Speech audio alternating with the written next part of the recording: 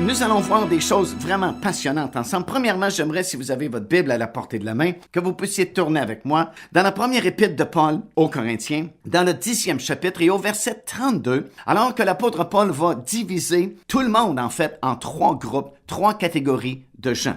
Premièrement, ça dit ici dans le verset 32, « Ne soyez en scandale ni aux Grecs, ni aux Juifs, ni à l'Église de Dieu. » Voilà donc 3 catégories de personnes qui existent sur la planète présentement. Le peuple d'Israël, les nations du monde et l'Église du Seigneur Jésus-Christ. Maintenant, il n'y a pas d'autre chose. Alors, ce sont nos 3 groupes et Dieu va parler à son Église de façon également très spécifique. Juste dans le livre de l'Apocalypse, c'est répété 7 fois consécutivement dans le 2e et 3e chapitre et ça dit ceci, que celui qui a des oreilles pour entendre ce que l'Esprit dit aux Églises. Alors, quelquefois, Dieu parle à Israël, à d'autres occasions, Dieu parle aux nations, et encore en d'autres occasions, Dieu parle à son Église. Alors, c'est très spécifique, 3 groupes de personnes, Israël, les nations et l'Église du Seigneur Jésus-Christ. Et ce qui est fantastique, c'est que il y a des signes qui nous ont été donnés dans chacune de ces 3 catégories qui vont nous prévenir du retour du Seigneur Jésus-Christ, qui vont nous annoncer le retour du Seigneur Jésus-Christ. Et ces signes, bien, c'est comme tout signe, ça nous indique des choses, ça nous permet de nous situer dans le temps, ça nous permet de savoir à quelle époque nous sommes exactement. Ces signes ont été donnés par différents auteurs bibliques à différents endroits dans la Bible, et il y avait des signes qui étaient donnés pour Israël ou chez Israël, des signes qui étaient donnés chez les nations et des signes qui étaient donnés dans l'Église du Seigneur Jésus-Christ, afin que nous puissions savoir les saisons ou l'époque, si vous voulez, de l'enlèvement de l'Église et du retour de notre Seigneur Jésus-Christ. Et jamais, depuis la génération où Christ est venu, il y a 2000 ans passés, jamais les signes qui avaient été donnés dans ces 3 catégories n'avaient été tous accomplis dans la même génération. Ce que je veux dire par là, c'est que jusqu'à notre génération, à nous, aujourd'hui, il y avait certains signes, bien sûr, qui ont été accomplis, mais il manquait toujours 1 ou 2 catégories. Par exemple, il y avait certains signes qu'on pouvait voir chez les nations, mais par contre, Israël n'était pas à l'endroit décrit par le Seigneur où il devait être quand il va venir chercher son Église. Il y avait certains signes très spécifiques, comme la libération de la ville de Jérusalem, qui n'était pas encore arrivée avant 1967. Et ces signes-là n'étaient pas encore accomplis. Mais nous sommes la seule génération, depuis le temps de Christ, où tous les signes sont maintenant accomplis dans les 3 catégories de personnes en même temps. Vous regardez Israël et tous les signes dont on va parler dans nos prochaines rencontres sont maintenant accomplis. On va parler des signes qui avaient été donnés chez les nations et encore une fois, on va voir en détail dans nos prochains enseignements que tous ces signes sont maintenant accomplis. Il y avait certains signes également pour l'Église du Seigneur Jésus-Christ et tous ces signes sont maintenant parmi nous. Et nous sommes, comprenez bien, c'est très important, nous sommes la seule génération depuis le temps où Jésus est venu sur cette terre. Nous sommes la seule génération qui voit l'accomplissement de tous ces signes en même temps chez les 3 catégories en même temps. Il y a des années, par exemple, si on retourne en 1940, les signes concernant Israël n'étaient même pas encore accomplis, la plupart d'entre eux, parce qu'Israël n'était même pas revenu chez lui. En 1960, par exemple, on n'avait pas la technologie chez les nations permettant un contrôle parfait par le gouvernement mondial, tel que prédit dans la Bible, où Jean va nous dire, il y a des milliers d'années sur l'île de Patmos, qu'il va tellement y avoir un contrôle serré qu'il n'y a pas personne qui va pouvoir ni acheter ni vendre sans avoir un numéro d'identification dans sa main droite ou sur son front. Maintenant, on n'avait pas la technologie en 1960 pour qu'un tel gouvernement existe, mais nous l'avons aujourd'hui. Alors, comprenez, nous sommes vraiment rendus à la fin, et ça, c'est une des plus grandes choses remarquables, vraiment. Nous sommes la seule génération qui voit l'accomplissement de tous les signes dans les 3 catégories en même temps. Maintenant, ce que nous allons faire, j'aimerais, probablement qu'on n'aura pas le temps aujourd'hui, mais dans notre prochaine, nous allons étudier les différents signes chez Israël, chez les nations et dans l'Église du Seigneur Jésus-Christ. Et nous allons constater de nous-mêmes comment chacun de ces signes est accompli. Nous le voyons, nous vivons même dans ces signes-là dans notre génération, et ça va vraiment être intéressant de voir toutes ces merveilleuses promesses et tous ces grands signes qui nous ont été donnés dans la parole de Dieu, afin que nous ayons connaissance, afin que nous soyons instruits pour discerner les signes des temps. Souvenez-vous, on a parlé des fils d'Isaacar, que Dieu leur avait donné l'intelligence pour comprendre les signes des temps. Et la même chose aujourd'hui, Dieu nous donne l'intelligence par son Saint-Esprit de discerner les signes des temps chez ces trois catégories de personnes. Mais avant cela, il y a deux choses que j'aimerais souligner lors de cet enseignement aujourd'hui. Nous allons constater qu'il y a énormément de prophéties dans la parole de Dieu concernant notre époque. Et nous allons voir des prédictions vraiment très surprenantes, étonnantes même. Surtout, certaines prédictions de Daniel, le prophète. En fait, Daniel va nous donner les deux plus grandes prédictions de toute la Bible. La première concerne l'histoire des nations, que nous allons étudier en détail d'ici peu, contenue dans le 2e chapitre de son livre, à partir du verset 31 jusqu'au verset 45. Et c'est vraiment étonnant parce que Daniel, à ce moment-là, il est à Babylone, comme on sait, parce que le peuple d'Israël, du moins le sud, les deux tribus du sud, Juda et Benjamin, ont été expatriés à Babylone. Nabuchodonosor a pris d'assaut la ville de Jérusalem. Le temple a été détruit, la ville a été détruite.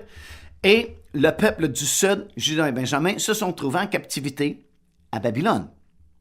Et voilà que Dieu a deux prophètes très spéciaux qui vont nous intéresser particulièrement dans cette série d'études. C'est Daniel, premièrement, et Ézéchiel, bien sûr, qui est son contemporain là-bas à Babylone et qui, lui aussi, va nous donner des informations très précieuses concernant l'époque que nous vivons actuellement. Et voilà que Daniel, dans ce 2e chapitre, va nous révéler l'histoire du gouvernement mondial ou des nations, le contrôle des nations, à partir de son époque, le temps où il est à Babylone, en fait, jusqu'au retour du Seigneur Jésus-Christ, qui, lui, va installer le dernier gouvernement, son royaume, qui n'aura plus de fin. Et c'est remarquable parce que, bon, c'est de la prophétie pure, là, parce que Daniel est là au temps de Babylone, et à ce moment-là, Babylone, c'est la puissance mondiale. Ils ont conquis la Syrie, l'Égypte, Israël, ils sont vraiment à la tête des nations, et puis c'est reconnu que Babylone, la ville même, est une ville imprenable. La muraille, la fameuse muraille avec les portes de 6 chars, était tellement large qu'on disait qu'on se promenait à 7 chariots de large sur cette muraille.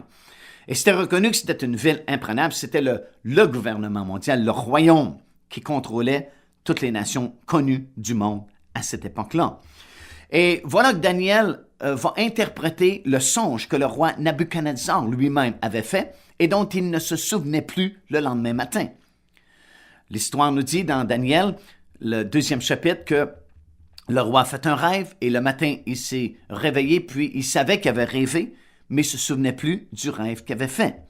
Il a demandé à ses devins, ses sages, de lui expliquer le rêve et de lui dire même le rêve qu'il avait fait.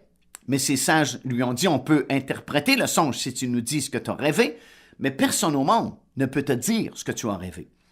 Alors, il s'est mis en colère et a donné un certain laps de temps à ses sages et devins pour découvrir quel était ce songe, sinon les têtes étaient coupées.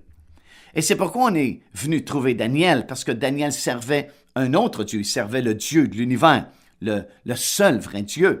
Et on s'est dit peut-être que lui a une solution, et Daniel a demandé aussi pourquoi la sentence du roi était-elle si sévère. Et lorsqu'on lui a expliqué, Daniel a proposé de prier son Dieu.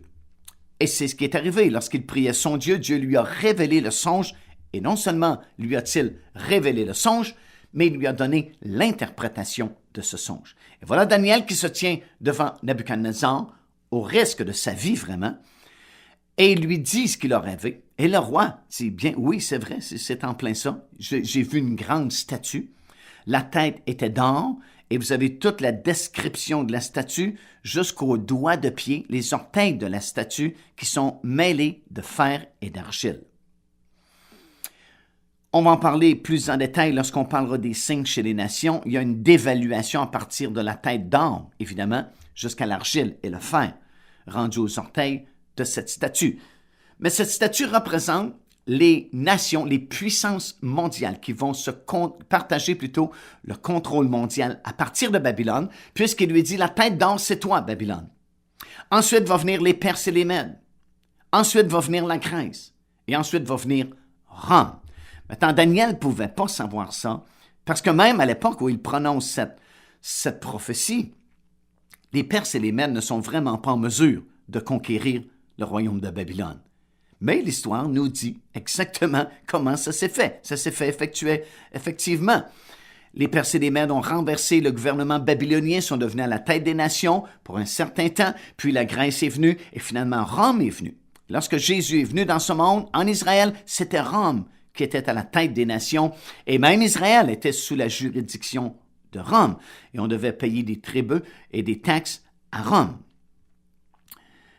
Maintenant, Daniel va expliquer que ce quatrième royaume, le royaume de Rome, sera divisé en deux, représenté par les deux jambes de la statue, l'Est et l'Ouest, l'Empire romain proprement dit, et l'Empire byzantin, et finalement va disparaître comme puissance mondiale, comme ce fut le cas, effectivement.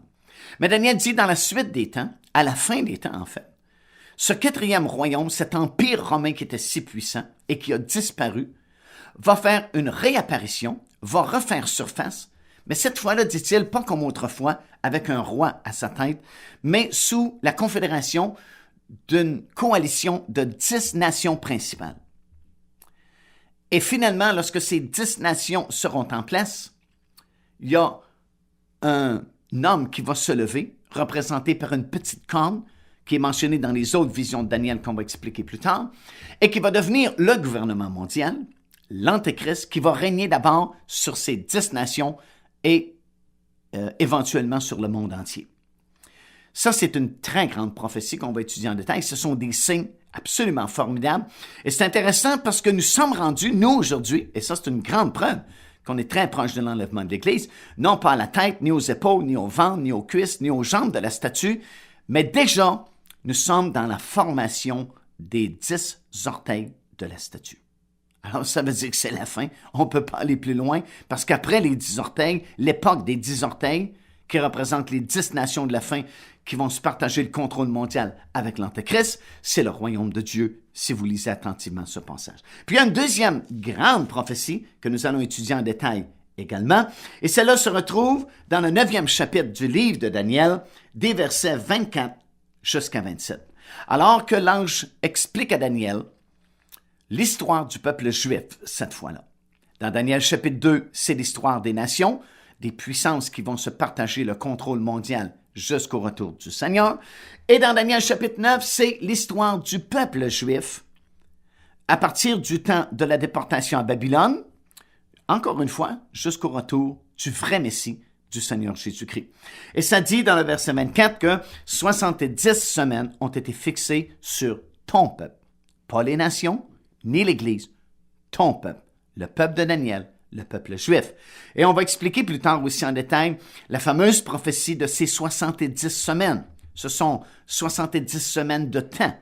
Une semaine prophétique est l'équivalent de 7 années. Je vais vous le prouver par la parole de Dieu un peu plus tard.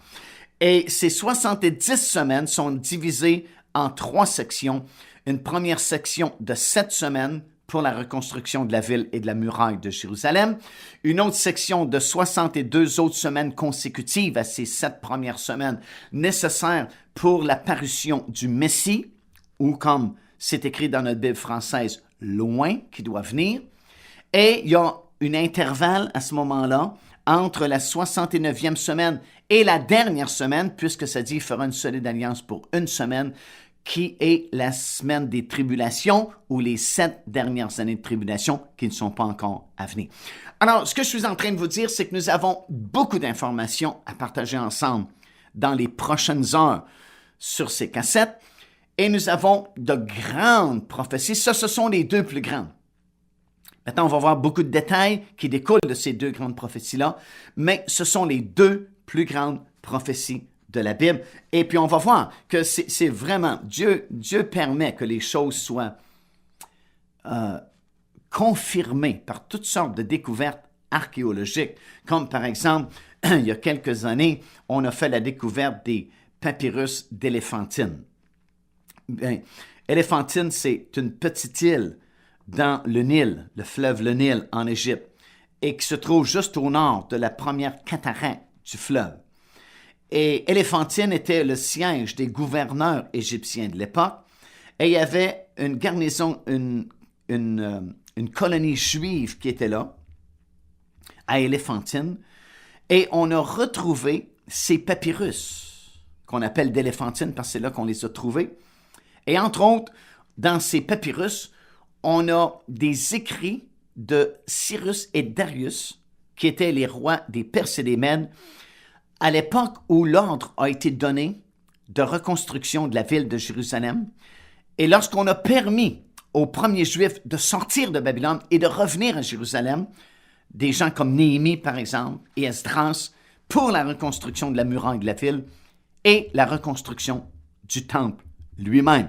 Et dans ces papyrus d'Éléphantine, on a la date précise où le roi des Perses et des Mèdes a donné cet ordre. Il a dit, vous pouvez sortir d'ici et vous en aller à Jérusalem pour entreprendre la construction de la muraille et du temple, ce qui nous permet de calculer de façon très précise la fameuse prophétie ici des 70 semaines, parce qu'on a la date précise. Les archéologues ont redécouvert les papyrus, c'est extraordinaire, où on retrouve la date précise. Alors, ça veut dire qu'on peut calculer de façon très exacte à partir de la journée même. On a le mois, on a le quantième et on a l'année où ils sont sortis pour la première fois pour reconstruire la muraille. Et ça nous permet de calculer exactement la prophétie des 70 semaines. Et vous allez voir, quand on va arriver là un petit peu plus tard, dans les signes chez Israël, que si vous le calculez en jours, à partir de cette date-là, qu'on savait, mais que ça a été reconfirmé dans ces papyrus d'Éléphantine, on calcule au jour près, à partir de cette date-là, jusqu'à l'entrée triomphale de Jésus-Christ dans la ville de Jérusalem, où les gens l'ont accueilli comme le fils de David, et on a placé des branches de rameaux par terre. C'est exactement le même nombre tel que décrit dans la parole de Dieu. Hallelujah! Ça veut dire qu'on peut se fier aux prophéties bibliques. Le livre de Daniel est un livre extraordinaire qu'on va étudier avec beaucoup de précautions et beaucoup de détails dans les heures qui s'en viennent. Et vous savez, Daniel, on avait mis en doute l'authenticité de ce livre-là et à l'époque où il avait été écrit, parce qu'on se disait c'est impossible qu'un homme donne tant de détails dans ses prédictions.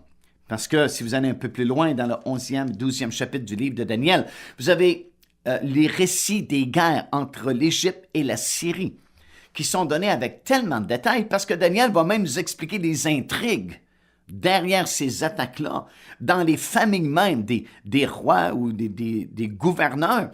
Et on se disait, c'est impossible qu'un homme prenne connaissance de même les intrigues privées des hauts placés et le raconter dans un livre avant même que ça arrive. Mais dans les découvertes, des rouleaux de la mer Morte dans le désert de Qumran, où on a redécouvert des grandes portions du livre d'Ésaïe et ainsi de suite, bien, imaginez-vous qu'on a redécouvert le livre de Daniel, les premiers écrits de Daniel, les premières copies qui ont été faites, et qui prouvent que Daniel a bel et bien donné ses prophéties à cette époque-là, alors que le peuple juif était en captivité à Babylone. Alors, ça va être très intéressant, ça va être passionnant de voir tous ces signes qui maintenant sont accomplis dans notre génération. Puis il y a une deuxième chose que je veux partager avec vous, avant qu'on s'attaque à ces signes-là et qu'on puisse les regarder un par un et bien comprendre qu'est-ce qui se passe à notre époque, et c'est ceci. J'ai remarqué dans la parole du Seigneur, concernant les signes de la fin, que nous allons étudier là, dès la prochaine cassette, qu'il y a en fait deux séquences de signes de la fin. La première séquence, ce sont les signes que j'appellerais les signes généraux, pointant vers la fin. C'est, par exemple, la séquence de signes mentionnés dans Matthieu chapitre 24. Si vous avez encore votre Bible à la portée de la main, vous pouvez peut-être tourner avec moi dans Matthieu chapitre 24. À compter du verset 6, Jésus dit ceci. « Vous entendrez parler de guerre et de bruit de guerre. Gardez-vous d'être troublés, car il faut que ces choses arrivent. » Il parle aussi d'une nation qui s'élèvera contre une autre nation, d'un royaume qui s'élèvera contre un autre royaume. Et il ajoute ceci, il y aura en divers lieux des famines, des tremblements de terre. Mais il ajoute ceci, tout cela ne sera que le commencement des douleurs. Et il ajoute dans le verset 6, mais ce ne sera pas encore la fin. Et ailleurs, dans les autres évangiles qui rapportent à peu près les mêmes paroles du Seigneur Jésus, Jésus va dire, ce ne sera pas de sitôt la fin. Alors écoutez bien, ce que j'ai réalisé, c'est qu'il y a deux séquences de signes nous pointant vers la fin. La première séquence, c'est celle-ci, où Jésus parle qu'il y aura des guerres, des bruits de guerre, une nation va s'élever contre une autre nation, un royaume contre un autre royaume, il y aura des sécheresses, il y aura des famines, il y aura toutes sortes de choses qui vont arriver, des tremblements de terre qui vont arriver, mais il ajoute ceci, ce ne sera pas de sitôt la fin. Alors, si nous comprenons bien, ce ne sont pas les derniers signes nous disant, voilà, la fin est ici. Mais ce sont plutôt les premiers signes nous indiquant que nous sommes dans la période des derniers jours. Parce qu'il faut bien comprendre que lorsqu'on parle des derniers jours, de la période des derniers jours, cette période a débuté au jour de la Pentecôte, il y a 2000 ans. Lorsque le Saint-Esprit est descendu dans la chambre haute sur les 120 disciples du Seigneur Jésus-Christ qui s'étaient réunis, obéissant au commandement du Seigneur, qui leur avait dit de ne pas quitter la ville de Jérusalem jusqu'à ce qu'ils soient remplis du Saint-Esprit. Et finalement, 10 jours après, ils ont été baptisés du Saint-Esprit, se sont mis à parler en d'autres langues comme l'Esprit leur donnait de s'exprimer. Des langues de feu sont venues sur chacun d'eux. Et la foule a accouru au bruit qui se faisait dans cette chambre. Et l'apôtre Pierre est sorti dehors et il a donné le premier message de l'Église. Et il a dit ceci, il a pris un texte de l'Ancien Testament, parce que bien sûr, à cette époque-là, le Nouveau Testament n'est pas encore écrit. Et il dit, c'est ici l'accomplissement de la promesse faite par le prophète Joël. Et il va prendre l'Ancien Testament, le livre du prophète Joël, qui disait ceci, Dieu dit que dans les derniers jours, il va répandre son esprit sur toute chair. Vos fils et vos filles prophétiseront, vos jeunes gens auront des visions et vos vieillards auront des songes, et ainsi de suite. Et Pierre a pris ce texte-là et il dit, c'est ici l'accomplissement, parce que Dieu a dit, dans les derniers jours. Le prophète Joël a commencé sa prophétie en disant, « Dans les derniers jours, dit Dieu, je répandrai de mon esprit. » Alors, lorsque le Saint-Esprit a été répandu, l'effusion du Saint-Esprit dans la chambre haute, ça vient d'inaugurer officiellement la période dite des derniers jours. Et ça fait 2000 ans maintenant que nous sommes dans la période des derniers jours. Et cette première séquence de signes ici, c'est afin de nous confirmer qu'on vient d'entrer dans la période des derniers jours. Les tremblements de terre, les sécheresses, les famines, les guerres, les soulèvements. Jésus dit, oh, quand vous verrez ça, vous savez que vous êtes vraiment dans la période dite des derniers jours. Également dans Matthieu chapitre 21, vous avez des signes très spécifiques par contre, qui nous sont donnés et qui vont, et Luc aussi chapitre 21 que je vais lire dans quelques instants, qui vont nous donner par contre, des signes très spécifiques. Alors ça, je l'appelle la deuxième et dernière séquence de signes. Matthieu chapitre 21 et Luc chapitre 21. Matthieu 24, ça concerne la première séquence de signes, les premiers signes, autrement dit, nous confirmant qu'on est dans la période des derniers jours. Bon, et Jésus dit, ce ne sera pas de sitôt la fin. Alors, ça ne peut pas finir immédiatement. Mais j'ai découvert, comme j'ai mentionné, une deuxième séquence de signes qui, eux, ce sont les derniers signes. Juste avant l'enlèvement de l'épouse de Christ. C'est une deuxième et dernière séquence de signes qu'on pourrait appeler les derniers signes des derniers jours. Bon.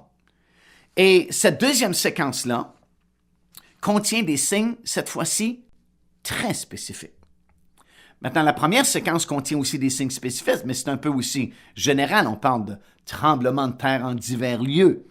On parle de famine en général. Et ça n'a pas manqué depuis 2000 ans, comme vous le savez. Mais ici, dans la deuxième et dernière séquence de signes, on a des noms. On a des noms de villes. C'est encore plus spécifique. Et cette deuxième séquence concerne les 3 catégories dont je vous ai parlé au début de cet enregistrement. Israël, les nations et l'Église du Seigneur Jésus-Christ.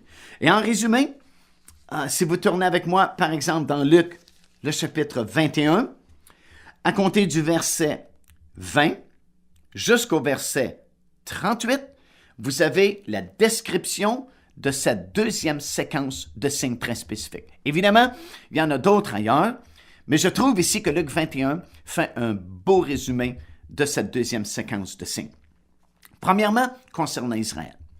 Dans l'espace de juste quelques phrases ici, à partir du verset 20 jusqu'au verset 24, Jésus va nous faire, en résumé, l'histoire du peuple juif à partir de son temps à lui jusqu'à l'époque dans laquelle nous sommes maintenant.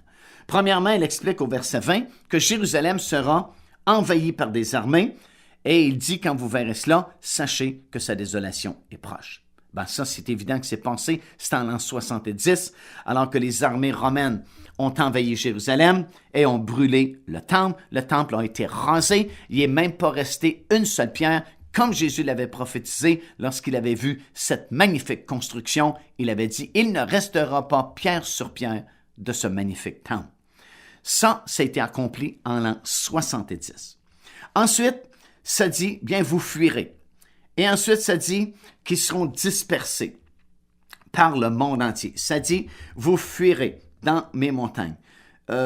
Et ceux qui sont au milieu de Jérusalem, qu'il en sorte, que ceux qui sont dans les champs n'entrent pas dans la ville, car ce seront des jours de vengeance pour l'accomplissement de tout ce qui est écrit. Malheur aux femmes qui seront enceintes en ces jours-là, car il y aura une grande détresse dans le pays et de la colère contre ce peuple. Ils tomberont sous le tranchant de l'épée et ils seront amenés captifs parmi toutes les nations. Ça, c'est la grande dispersion, la diaspora, comme on l'appelle, où le peuple juif a été dispersé, ça dit ici, parmi toutes les nations. C'est pour ça qu'on retrouve des Juifs un peu partout dans le monde, surtout en Europe, surtout aux États-Unis d'Amérique, au Canada, dans pratiquement tous les pays du monde, vous avez des Juifs plutôt. Jésus l'avait prophétisé, seront amenés captifs parmi toutes les nations et Jérusalem sera foulée aux pieds par les nations jusqu'à ce que le temps des nations soit accompli. Alors ici, vous avez des grandes prédictions, des signes très spécifiques que nous allons étudier en détail dès la prochaine cassette. Parce qu'évidemment, maintenant le peuple est revenu. Et c'est sous-entendu. Il y a d'autres chapitres, d'autres versets. Il y a des prophètes de l'Ancien Testament, comme nous allons l'étudier en détail dans notre prochaine rencontre, qui avaient prophétisé le retour du peuple juif. Et évidemment, pour que Jérusalem retourne au peuple juif, il faut premièrement que le peuple juif soit revenu en Israël. Et ça posait un certain problème parce que Israël n'existait plus. Ça s'appelait la Palestine. D'autres nations avaient pris leur place parce qu'eux avaient été expatriés aux quatre coins du monde. Ils n'étaient plus dans leur pays. Et les prédictions de la Bible disaient toujours, ils vont revenir, le pays sera reconstruit, des villes seront reconstruites sur des anciennes ruines, les déserts vont refleurir, la population va augmenter, la langue hébreuse va redevenir la langue courante, et un paquet d'autres prédictions. Et bien souvent, les gens se moquaient et les prédicateurs qui prêchaient ça il y a plusieurs années passées se faisaient ridiculiser parce qu'on disait c'est absolument impossible. Ils sont partout dans le monde. Et d'autres nations ont pris leur place. Et ils ne sont plus chez eux maintenant. Mais les prédictions répétaient continuellement que le peuple reviendrait un jour. Et ils sont revenus. 1948. Israël, soudainement, redevient un pays. Et ça, c'est la prédiction du figuier de Matthieu, chapitre 24, versets 32 et 33. Alors que Jésus avait commandé aux figuiers de sécher. C'était la nation d'Israël, ce figuier-là. Osée chapitre 9, le verset 10 et Matthieu chapitre 21, verset 18 à 21 nous expliquent que le figuier, c'est Israël. Et Jésus avait fait sécher ce figuier-là, comme vous le savez. Israël a séché, il n'existait même plus, il était mort. Mais le figuier a refleuri, il est redevenu un pays, le désert lui-même a refleuri. Effectivement, des villes ont été reconstruites sur d'anciennes ruines. On parle à nouveau hébreu dans les rues de Jérusalem. Et un tas d'autres prédictions qui sont maintenant accomplies sous nos yeux. Et Jésus l'avait dit, même la ville de Jérusalem va redevenir sous l'autorité juive. Et c'était impensable, parce que depuis Nabuchodonosor, vous vous souvenez, il y a quelques instants, je vous ai parlé de Babylone, je vous ai parlé de Daniel qui avait été expatrié à Babylone, et que Nabuchodonosor avait pris contrôle de Jérusalem. Ben depuis ce temps-là, c'est à peu près en l'an 600 quelque avant Jésus-Christ. Depuis ce temps-là, depuis 2600 ans, Jérusalem a été foulée aux pieds par les gouvernements des nations du monde. Ils ont d'abord été contrôlés par les Babyloniens, ensuite c'était les Perses et les Mèdes, la Grèce, Rome, l'Empire ottoman, l'Angleterre et récemment la Jordanie, qui contrôlait la vieille ville de Jérusalem, jusqu'à la guerre des 6 jours en 1967, où, miraculeusement vraiment, Dieu a redonné la vieille ville, l'ancienne Jérusalem-Est, au peuple d'Israël, qui a été réunifié immédiatement et déclaré capitale éternelle d'Israël. Alors, ce sont de grands signes typiques à notre génération et des signes très spécifiques parce qu'on parle d'un peuple en particulier et on parle d'une ville en particulier, Jérusalem, qui pour la première fois depuis 2600 ans redevient sous le contrôle juif. Alors ça, c'est ma deuxième séquence de signes. C'est déjà accompli. Nous sommes la seule génération depuis le temps de Jésus qui voit l'accomplissement de ces choses. La même chose chez les nations du monde. On parle de signes très particuliers chez les nations du monde parce que dans les versets suivants, Jésus dit « Et il y aura des signes dans le soleil, dans la lune et dans les étoiles. Et sur la terre, il y aura de l'angoisse. » Où? Chez les nations, qui ne sauront que faire au bruit de la mer et des flots, et les hommes rendant l'âme de terreur dans l'attente de ce qui surviendra sur la terre, car les puissances des cieux seront ébranlées. Jésus prophétise qu'il y aura de l'angoisse chez les nations qui ne sauront plus quoi faire. Ils n'auront plus de solution face aux immenses problèmes qui se sont accumulés avec le passage des générations. Et c'est tellement de notre époque, tellement d'actualité. Il y a quelque temps, j'ai lu un livre qui a été écrit par un groupe de scientifiques canadiens et qui s'appelle « En route vers l'an 2040 ». Et c'est un livre d'une étude sur l'écologie de notre planète. Et la conclusion de ces scientifiques qui ne sont pas sauvés, qui ne sont pas des enfants de Dieu, tels que nous le comprenons selon la parole du Seigneur, et celle-ci, la terre sur laquelle nous vivons et dans la condition où elle est présentement ne peut plus supporter une autre génération d'êtres humains.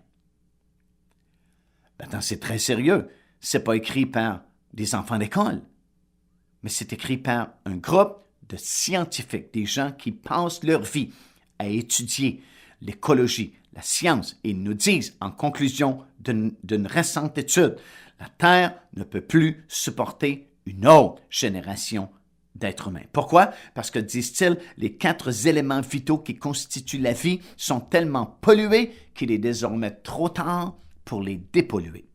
Le sol, l'air, l'eau et l'énergie solaire. Si vous enlevez ces 4 éléments vitaux, il n'y a plus de vie, ni vie animale, ni vie humaine sur cette planète. Le sol, nous disent-ils, a tellement été appauvri par différentes sortes et types de pollution qu'il ne contient plus assez de force pour donner à nos fruits et à nos légumes les vitamines et les minéraux nécessaires pour maintenir la bonne santé chez l'être humain. Alors, ça veut dire, même si vous prenez beaucoup de précautions, dans la culture de vos légumes et de vos fruits, ceux-ci ne contiennent plus assez de vitamines et de minéraux pour vous maintenir en bonne santé.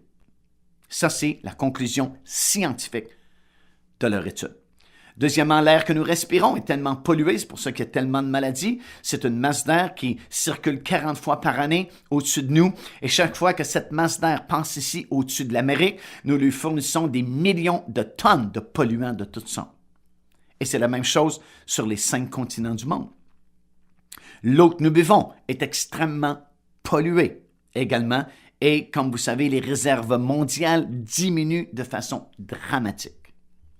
L'énergie solaire, bien vous savez tous comment c'est dangereux maintenant. Ces rayons de soleil, ils sont nocifs pour la santé. La couche d'ozone est tellement amincie à certains endroits qu'elle n'est plus en mesure de filtrer certains mauvais rayons du soleil qui sont néfastes pour la santé et qui causent des cancers de peau et toute autre sorte de maladies. Alors c'est un danger très réel et les nations ne savent plus quoi faire et l'angoisse s'installe de plus en plus face non seulement à l'écologie de la planète, mais à la violence, face à ces découvertes de la technologie moderne où il n'y a plus d'intimité vraiment, mais vous êtes surveillé jour et nuit, beaucoup d'inquiétudes, également la finance de ce monde et toute une liste très longue qu'on va regarder en détail très bientôt et ça fait qu'il y a de l'angoisse chez les nations telles que Jésus l'a dit. Ça, c'est notre deuxième séquence de signes très spécifique, et c'est là où nous sommes. Et finalement, il y a aussi des signes très spécifiques concernant l'Église, notre troisième catégorie de personnes. Il y a 2 courants dans les prédictions de la fin concernant l'Église du Seigneur Jésus-Christ. Il y a un courant d'apostasie, comme on a déjà expliqué, et un courant de réveil en même temps. Courant d'apostasie, c'est qu'il y a beaucoup d'enfants de Dieu qui vont devenir insouciants, et Jésus en parle ici. Il dit, en ce qui vous concerne, vous, veillez et priez en tout temps afin d'avoir la force d'échapper à tout ce qui va arriver. Et il dit, prenez garde à vous-même de craindre que vos cœurs ne s'apesantissent par les excès du manger et du boire et par les soucis de la vie et que ce jour ne vous surprenne à l'improviste, car il viendra, dit Jésus, comme un filet sur tous ceux qui habitent sur la surface de toute la terre. Alors, il y a un danger, et le danger n'est pas vraiment la persécution, parce que ce sont les derniers signes ici, et Jésus parle d'abondance. Il parle d'insouciance. Il parle de faire attention que nos cœurs ne s'apesantissent par les excès du manger et du boire. Lorsqu'il y a persécution contre l'Église du Seigneur Jésus-Christ, il n'y a pas d'abondance, il n'y a pas de danger, d'insouciance, de négligence et des excès du boire et du manger. Ce sont des signes qui nous parlent d'abondance, de temps qui sont relativement faciles où les enfants de Dieu peuvent tomber dans le piège de la négligence et de l'insouciance. Alors ça se passe aujourd'hui. Une partie de l'Église devient mondaine et matérialisme, sont plus intéressés à leur confort que vraiment la poursuite des choses spirituelles. Mais d'un autre côté, il y a également des signes de réveil, comme on a déjà expliqué dans l'histoire terrestre de l'Église. Le Saint-Esprit est en train d'être répandu mondialement afin de visiter toute l'Église du Seigneur Jésus-Christ et la préparer vraiment pour ce glorieux enlèvement qui s'en vient très bientôt. Alors, si nous résumons notre pensée aujourd'hui, ce que nous sommes en train de dire, c'est qu'il y a 3 groupes de personnes seulement sur la planète, Israël, les nations et l'Église du Seigneur Jésus-Christ, et que deuxièmement, il y a 2 séquences de signes. En fait, les premiers signes qui nous disent on est dans les derniers jours, tremblement de terre, disette, famine, guerre, soulèvement. Et une deuxième et dernière séquence de signes, ceux-ci sont très spécifiques, concernent le rétablissement d'Israël, la libération de la ville de Jérusalem, l'angoisse chez les nations et les signes très spécifiques d'apostasie et de réveil au sein même de l'Église du Seigneur Jésus-Christ.